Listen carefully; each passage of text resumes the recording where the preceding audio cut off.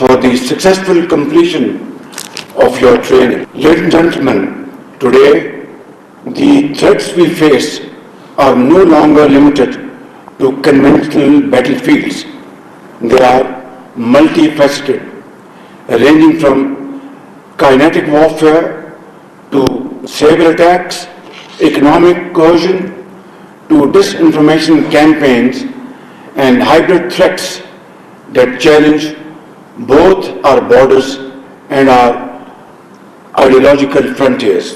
The recent Indian aggression against Pakistan, violating our territorial integrity and targeting our innocent civilians, was not merely countered successfully, but instead we succeeded in turning the tables on those who are dreaming of establishing a new norm. On the diplomatic front, our offer of a neutral, independent and credible investigation into the so-called Pahalgam terrorist incident was brushed aside by India, that knew full and fully well that such an investigation would only uncover the ugly truth.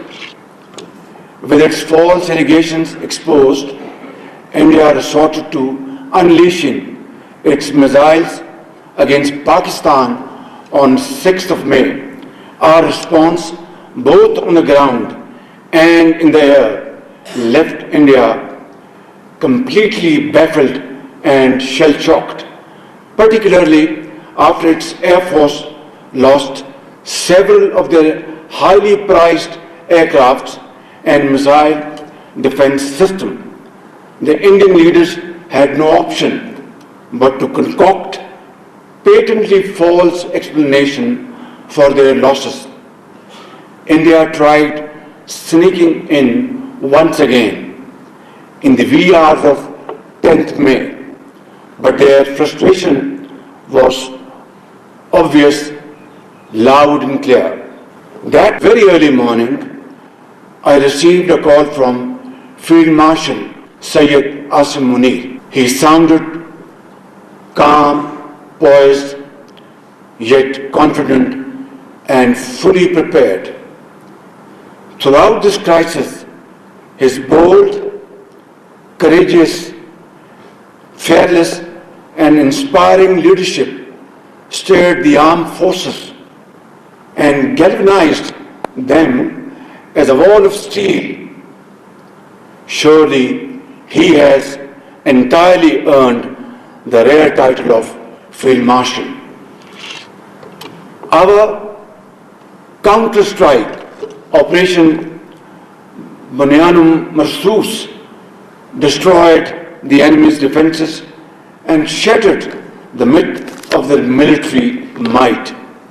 I must also acknowledge the heroics of our Air Force, led by Air Chief Marshal Zahir Ahmed Babar, who displayed exemplary professionalism in downing enemy jets with precision and accuracy. Ladies and gentlemen, Pakistan accepted the ceasefire offer brokered by the United States and other brotherly and friendly countries in the interest of peace, progress and prosperity in South Asia. More importantly, India's much wanted claim that they would establish a new norm was buried for all times to come by our brave armed forces. On top of it, these claims were ridiculed by the Indians themselves. In fact, Pakistan had given India a bloody nose as it suffered a serious setback in both warfare and finest diplomacy. The unprecedented synergy of our armed forces, the civilian leadership, in the indomitable spirit of our people, steeled by our faith in the infinite mercy of Allah subhanahu wa ta'ala, granted us a glorious victory that will echo through the annals of history. In fact, it is Pakistan that has established a new norm in its relations with India. Henceforth, we shall not allow her to behave in an arrogant and haughty manner ever again, inshallah. And if and when it does so, we will respond with full force. Nor will we ever allow India to weaponize water by holding the Indus Water Treaty in abeyance. This is an absolute red line for us. I must mention, and without mincing words, that while we have succeeded on the military front, Pakistan continues to face major challenges in the fields of economy and governance as well. Let me recall back in April 2022, when I assumed the office of Prime Minister for a short while, about 16 months, just to illustrate the gravity of the situation at that point in time. International banks were refusing our letters of credit for our vital imports like energy and other very important imports linked to Pakistan's well-being. Another most serious was the threat of international lending agencies of walking away from what they perceived agree on a way forward. And as a result of that meeting in Paris, in July 2023, we were able to sign a standby agreement with IMF, which averted an impending economic meltdown. Allah was absolutely, infinitely merciful and kind. Then again, assuming office now in March 2024, we lost no time to introduce major reforms coupled with cast iron guarantees to the lending agencies that we would not shy away from undertaking difficult, tough, but very relevant, deep-rooted structural changes in our system and our administrative organization. And we undertook those very difficult decisions, and through that we were able to calm those fears of our lending partners. Today, alhamdulillah, we are witnessing the fruits of those sacrifices made by the common man of Pakistan. Inflation has plummeted from 38% to 0.3%. Our rupee stands stable. Official foreign exchange reserves have crossed $11 billion, and galloping interest rate, which was 22.5% in 2022, have come down to 11%. Simply put, a reduction of 50%. But my very respected officers, these achievements, significant as they are, represent only the beginning of a very arduous, difficult, thorny journey towards progress and prosperity. On the way, we will meet huge challenges like mountains, rivers. We'll have to surmount them. We'll have to cross those rivers through commitment, unwavering commitment to our nation, to our people. And that will require sacrifices, sweat and blood. Without that, no nation on the face of the earth was able to stand up from the ashes of defeat and touch the zenith of glory. Alhamdulillah, Pakistan at this point in time is flying high. Our morale is very strong.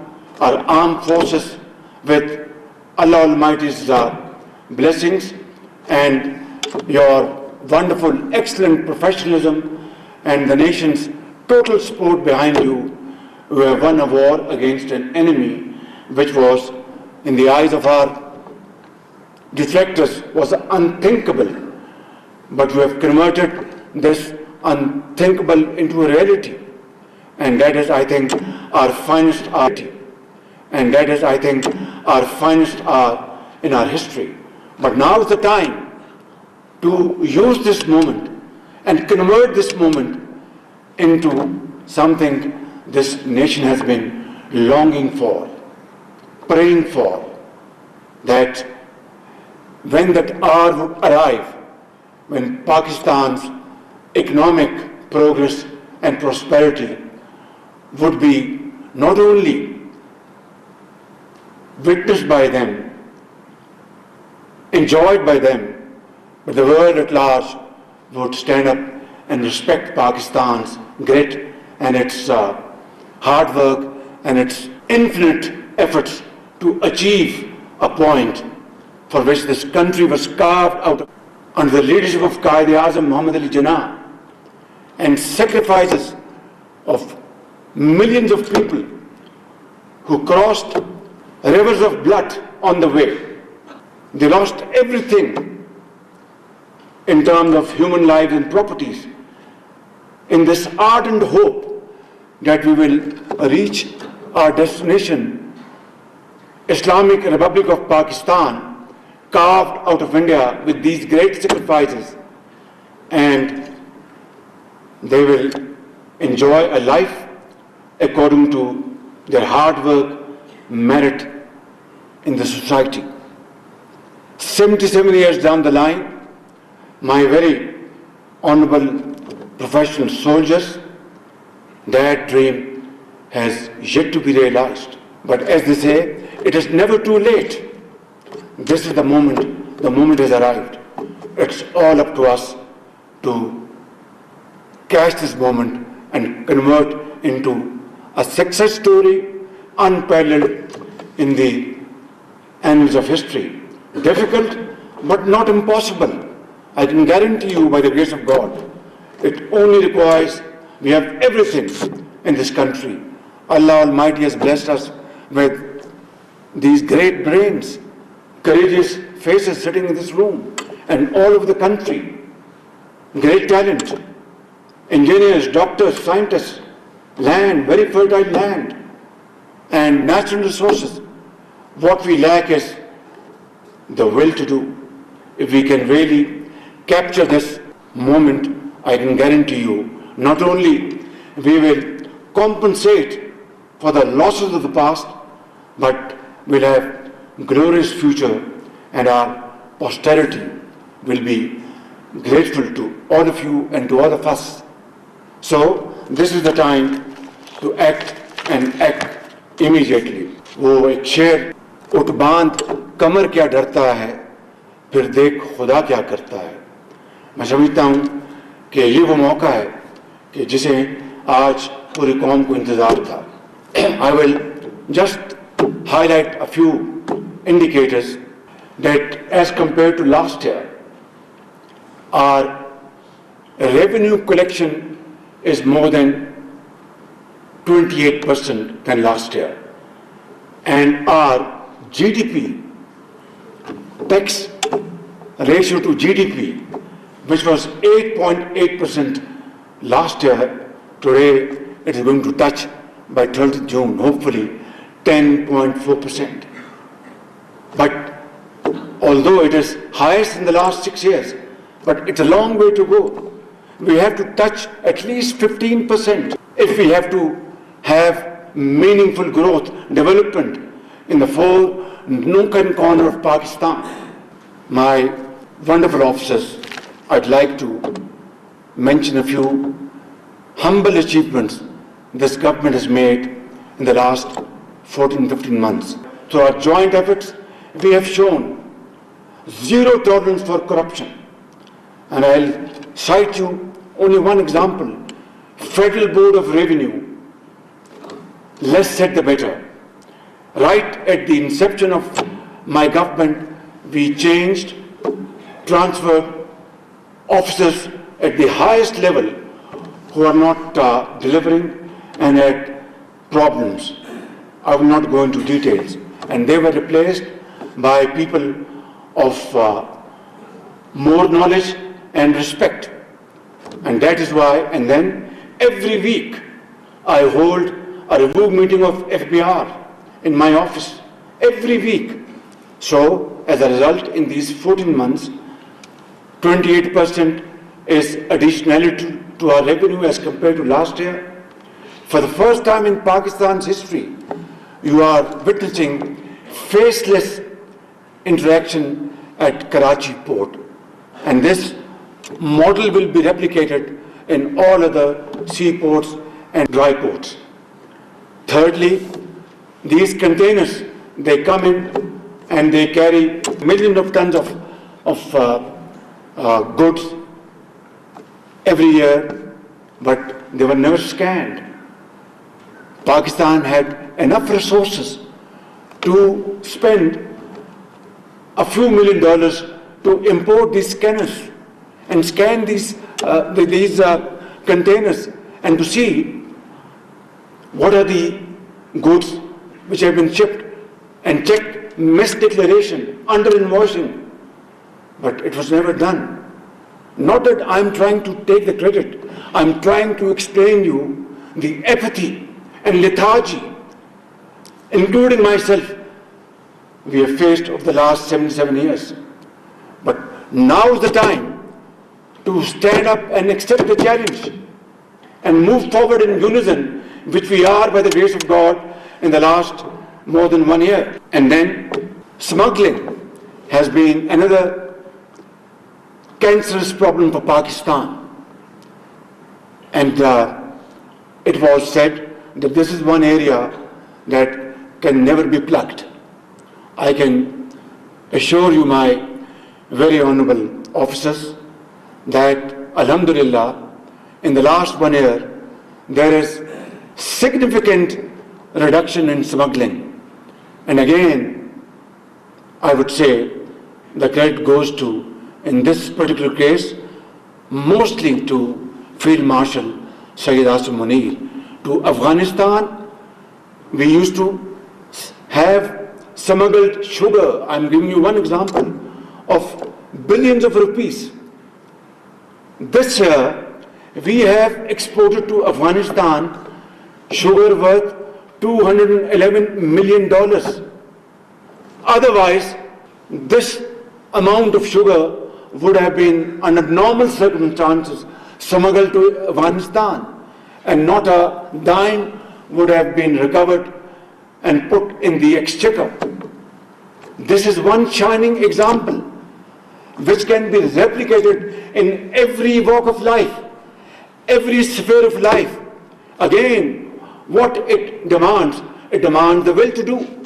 Otherwise, we have everything under the sun to convert this land into the most beautiful and most progressive land around the globe. Then, in power sector, there is massive leakage, pilferage, चोरी होती है बिजली 500 अरब रुपए की साल की. फिर वो IPPs, they have made their profits. This is the first time that these IPP agreements have been renegotiated, and coupled with other steps we have taken. Alhamdulillah, 2 months ago, I announced a respite of rupees 7 per unit in electricity tariff across the board. So these examples I have quoted here not to impress you, but for your kind consideration that this is how nation can be built by the grace of God.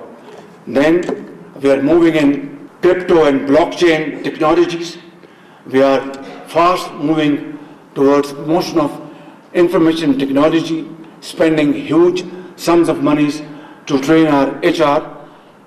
For example, 1,000 agri engineers, fresh graduates from all the 4 provinces of Pakistan are being sent to China to acquire modern technology in the field of agriculture. Imagine Pakistan, an agrarian economy, and yet at times we are exporting wheat, at times we are importing wheat, at times we are exporting sugar, at times we are importing sugar. These are the challenges, and these challenges have to be met with full commitment, like I have just mentioned a few examples. Drop a few drops in the ocean, like drop by drop, it will become a flowing river by the grace of God. My dear officers, terrorism is another challenge. We have lost 90,000 great Pakistanis in the process. Are very brave soldiers, officers, civilians, doctors, engineers, mothers, sons, and politicians, doctors, scientists. All of them have paid huge price, human life, and we lost business economic losses of $150 billion over these decades. And I think there cannot be a bigger manifestation of our commitment to defeat this menace, which has resurged back in 2018 in KP, here in Balochistan, and sparsely some on other parts of Pakistan, again paying their lives to defeat this menace. And today again, you are standing before this menace, and inshallah, through your great efforts, inshallah, we will be able to overpower this scoundrel for all time to come, inshallah. Another 2 points on diplomatic front. Alhamdulillah, our outreach is consolidating, and our traditional friends are, inshallah, are very well engaged with us, and partnerships in counterterrorism, partnerships in investment trade, all these subjects are being discussed with them proactively. But let me say, a time-tested friendship with China, Kingdom of Saudi Arabia, UAE, Turkey, Qatar, Iran, Azerbaijan, and other Central Asian states are growing even stronger as we are ready to build mutually beneficial trade, investment, and economic ties. China is the most time-tested friend of Pakistan.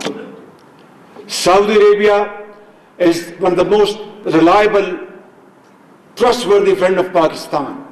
And so are others, Turkey, Qatar, UAE. But let me make this point abundantly clear.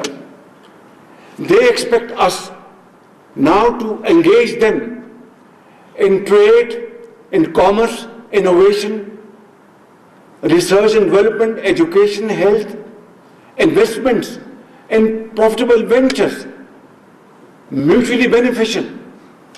And they no more expect that we go there with a begging bowl.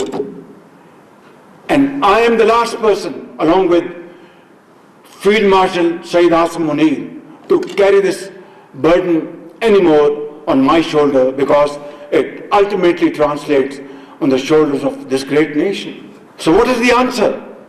The answer is pure and simple, that the natural resources, human resources, Allah Almighty has blessed us with, We must make full use of it and deploy them for these very profitable ventures. And if we are able to defeat terrorism, if we are able to put the nation together, which is united like never before, and if we are absolutely clear in our vision that we have to promote export-led growth, we must not promote those idling units in Pakistan who are not making profits but having a rental business out of huge walls of imported tariff to give them protection. These are details. I'm not going into it. Suffice it to say that there is, sky is the limit for us to, alhamdulillah, be ready with these large investments. We are carving our path forward, our way forward on these lines. And one day soon, inshallah, if we really act on this way forward, a day will dawn soon, inshallah. Look at Japan and Germany. What happened in the Second World War? They were annihilated. During the Second World War, they lost their cities after cities. And then, with their iron resolve, they converted their defeat into hard work and untiring efforts.